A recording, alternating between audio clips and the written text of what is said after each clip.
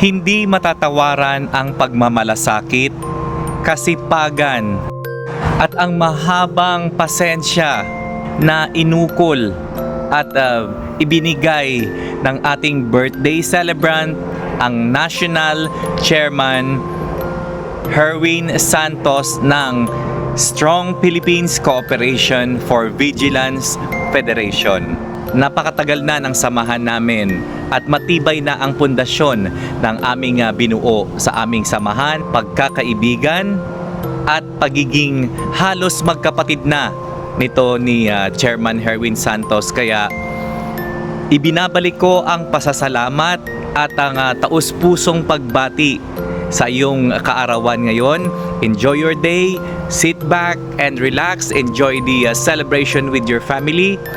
Again, congratulations sa isa na namang taon na iyong naitawid sa iyong buhay, and keep it up.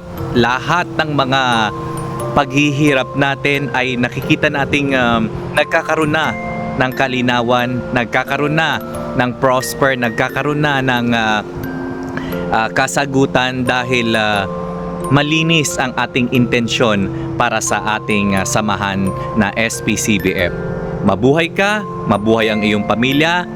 Naway bigyan ka pa ng ating Panginoong Jesus ng mahabang buhay at kontentong pamumuhay kasama ng iyong pamilya.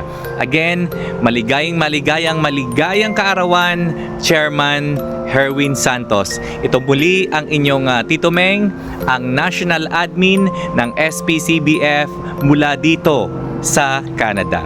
Ingat po kayong lahat dyan.